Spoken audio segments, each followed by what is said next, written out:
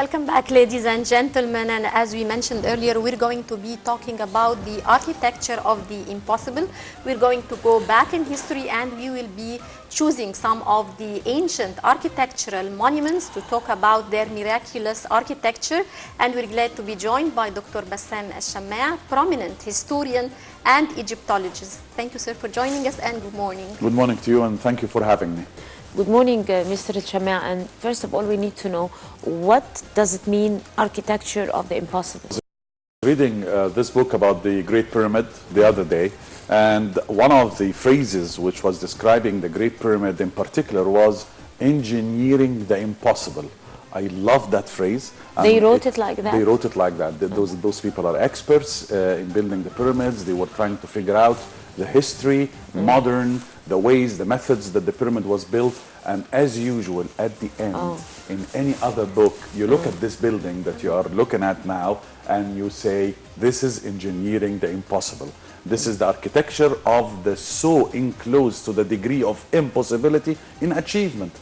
One, because with all your laser beams and your femtoseconds and all of this, 2015, you cannot rebuild something like this. Two, you are putting almost 6 million tons weighing blocks of stones, weighing between 2.5 tons to 12.5 tons, and some of which are over 50 tons each, in one building, without one nail, without one wooden beam, without one adhesive force material, no glue, no nothing, no cement, no mortar, to the point that some years ago, some French people came up and said, oh, this is mortar. They were put in molds, and those are not huge blocks quarried from the quarries. Of course, we found the quarries, and we found there were 2 quarries in choosing those blocks.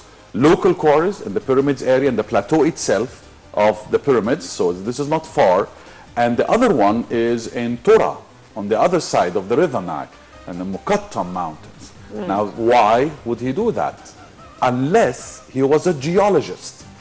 This ancient Egyptian man was not only a man who was a genius dealing with putting blocks together, or putting to the height of almost 147 or more meters high, or almost 6 million tons, weighing a huge construction or project, if you like, which is the Great Pyramid of the Pharaoh King Khufu. Well, of course, he was a geologist. And that is a new thing to describe the people who worked on the Great Pyramid. They were geologists. How come? Number one, are you putting almost 6 million tons, blocks of stone, a piece of land, made out of limestone? This is not sand, this is rock. And there is not 1 millimeter, not centimeter, not millimeter under the ground level, the foundation. Which shows how genius were the pharaohs. How did they get this architectural talent to be able to build such I say great, trial and error. And this is one of the very important things that we have to understand about ancient Egypt and other civilizations as well. You depend upon something called trial and error, because the Great Pyramid was not born out of the blues. There were attempts made before that, and there were steps, there were mastabas, there were bench-like construction tombs, there were 6 unequal bench-like tombs like the Saqqara stepper, and there is the unfinished pyramid, there is the bent pyramid. So you are taking it step by trial step and error until you reach trial and error. The Maydoun pyramid, a huge side, actually fell on the people while the building. That's why it was deserted. And that's why the unfinished But it took pyramid. years and years, of course, of trial and error. How long did it take to build the biggest pyramid? Well, here is another question, because always with Khufu's pyramid, and with the pyramids in particular, you are talking about hypotheses and theories. Some will tell you 20 years. Like, for example, Herodotus, when he said almost 20 years and 100,000 workers participated. Others came up some years ago and said this pyramid can be achieved by 8,000 workers. And it would take 10, 12 years, 8 years, 70, and so on and so forth. So with the pyramids, you cannot. The 123 pyramids of each were attempts, and they were different attempts. To you, it seems similar, but they are not. There are different angles of inclinations, there are different heights, there are different weights, but the method itself changed from part to part until it reached the first, if you like, complete, if you like as well, pyramid. And the first complete pyramid is not Khufu. Many people think that Khufu is the first complete pyramid. That's not correct. So the first complete one is Dashur. And it's Right. called the red pyramid. It's called the red pyramid because the limestone reacted with oxygen and carbon dioxide and hydrogen of the environment and turned into brownish color. So it gives that reddish impression, and that's why, hence, the red pyramid of King Snefro. Snefro and not Senefro for our Minister of Education. It's not so it's Snefro. There is nothing between the S and the N. It's Snefro, like that. And Snefro, not far away from Kufu, because he's his father. So probably some of the workers who worked in the days of Snefro worked in the days of Kufu, and some of the workers who worked in Kufu worked in Kaf, and so on and so forth.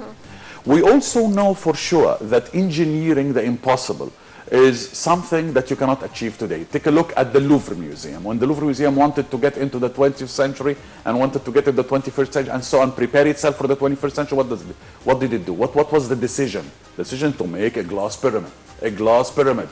They did not choose anything from the French culture or from the European culture or from any other culture. They chose the Egyptian culture. So you became a trademark. The pyramid became an Egyptian trademark all over the world. And so on with Las Vegas, Luxor Hotel, and so on and so forth. Interestingly enough, we found out this, that some people came up and said, but there is no proof that the people who worked in this pyramid were those or these. And some people came up, and the Zionists came up and said, it was the children of Israel who built it in the slavery and so on. And we discussed that last week. But very importantly here to mention that the workers of the pyramids were found. And they were excavated. And their tombs of their bosses were excavated. We had gangs of workers. We had bosses. We had supervisors on gangs. Let's take a look at the other picture. So if would we be a culture and a civilization which can achieve a pyramid and then stopped, I would tell you that's one off. All right? But if you continue with the achievements, and what I like about what happened after the pyramids is that there were failures. Of course they were humans. Of course there would be a failure project and a successful project. If we build such a building like the pyramids, nowadays with all the education that we have in architectural engineering, for example, it won't be such a miracle like it was during 7,000 years ago, and they didn't have this type of education. That's the miracle. I was giving this lecture with the students of engineering, of Academy of Engineering, and all the guys who were sitting right in front of me were becoming engineers and architects in a couple of years. And it was called the genius of the Great Pyramid. And the genius of this amazing architect, the man who was responsible for all constructions of Khufu, his name is Ham-Iyunu. Now this Egyptian Ham-Iyunu is not only a genius architect and an engineer, and he is not only responsible for all the buildings of the Great Pyramid of the king, but he is also something else. He is the guy who I think invented with his fellow Egyptians what we call nowadays one crisis management. Isn't this something that we teach people today in factories and in huge organizations, how to deal with crisis? Well, of course you are dealing with 100,000 workers. So there must be some incidents that takes place that you need to deal with. 2, organization. 3, human resources. We just call it names now. Human resources. Everybody is learning human resources. Everybody is working human resources now. But take a look. The prince of the king of human resources, the pioneer, is this man, Ham-Iyunu, who is not only leading a project of 100,000 workers, but he's leading that project for 20 consecutive years. Which is, if you're a boss and you have 3 employees, you will go crazy in 2 weeks and you'll probably jump off the Cairo Tower in no time, because they will drive you crazy. But what about 100,000? So we have to take a look at the other angle of the building of the pyramid. The architectural angle, of course, but also the other human aspect of building this construction. Let's take a look at the other one. Because in Aswan... We need the next picture, please. Yes, please. In Aswan, there was an amazing attempt that, okay, people visited in tourism and everything, but we have to really shed a light on it. The unfinished obelisk. The unfinished here. I brought you this picture because it's showing you an obelisk, a project, just like any other project in ancient Egypt. Look what I'm saying. Just like any other obelisk in ancient Egypt. But gaze at this picture and notice that this obelisk is not finished. It's cut from 3 sides, but it is not detached of its quarry. It still stuck to its quarries. It is not complete. The project stopped. So I love this. I love complete things in ancient Egypt. Why? This is not an achievement to do something incomplete. To me it is. Why? Because it will give you, and those who will say Martians came down and built the pyramids, it will give the human touch. And humans make mistakes. And human, sometimes they fail. And here is a failure project. You call this a failure project? To the standards of the ancient Egyptians, yes. But they had to. Let's take a look at the other one. The next photo, please. And you will notice that this project was stopped by the supervisors because cracks started to appear in the unfinished obelisk at that time. I would like to get in here and stop, because you're talking about failures and how they had the crisis management. And nowadays, if we compare the way they were handling the crisis management to the way our officials are handling crisis management nowadays, especially in construction, if they found those cracks today, they would continue and go on with the building until the people would settle in, and then it would collapse. Well said. And so on and so on with other crises. So if you can elaborate on the difference and why those people had renaissance, what kind of system were they adapting to, so that we can, maybe you could try to follow footsteps. See, the last sentence. I'll pick it up, I'll put it in golden letters, and we'll put it at the head of every lintel of every entrance of a government office. Why is that happening now? Why am I saying history for the last 30 years? What's the point of Bassam coming all over the place and telling you our grandpas, our grandmas? What's the use? The use is this. This is not, I'm not telling you that we were great all the time. I'm telling you we were great, copy. I'm not saying copy. And then when you copyright, you start from there where they finished and you start progressing. So now you are calling upon your grandmas and grandfathers to start, or if you like to restart, into this, what you said, that we have to take a good example of the ancient Egyptians. This is a project. Do you know the weight of the unfinished obelisk? The weight. We're talking the Ramses obelisks, 200 and something tons. Look at what I'm saying. 200 and something tons, one piece of granite. And if you look very carefully at the hypostyle hall of Karnak, the temples of Karnak, where this picture I brought you, and I still insist temples of Karnak, not temple, all right? You will notice that the historians called that, as they called the Great Pyramid engineering the impossible, they called this one room, this one chamber, in one of the parts of the temples of Karnak. We call it the hypostyle hall. So there are several temples together in one complex? Exactly, different times and different periods of times. That's why temples, right? Like a jigsaw puzzle. Back to the hypostyle hall, 134 pillars in one room. And that's why they called it the greatest chamber on earth. They called it, not us. The people who are studying our history. And the top, because you are looking at columns and you are deciphering hieroglyphs, and then you look at the capitals, and you will notice some capitals are different than the others. Some capitals are conveying the message that your flower is still a blossom. This one is still a blossom. And others are open flowers. And this is very religious. So now stone is uttering religious rituals. Stone, the ancient Egyptians dealt with stone to utter religious concepts. So this is not an ambiguous civilization. The ancient Egyptian civilization is well documented, well written, well translated and transliterated, and well studied. And after all of these years, you still stand as a failure in front of engineering the impossible.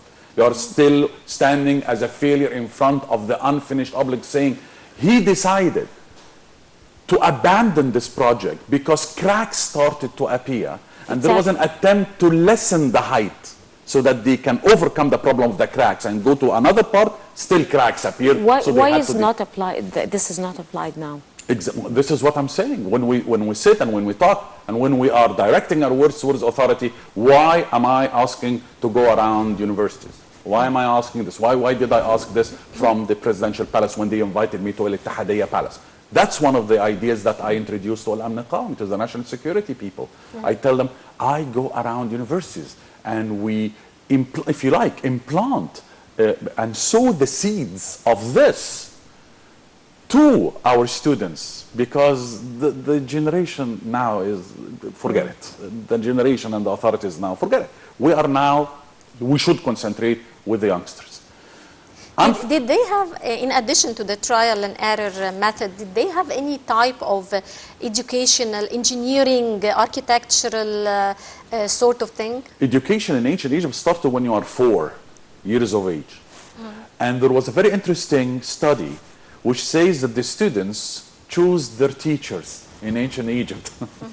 So you like the teacher. It's like abroad. It's like when you like a section of a certain teacher that you like and you go and say, I want to study with him. You have a choice. Something like that.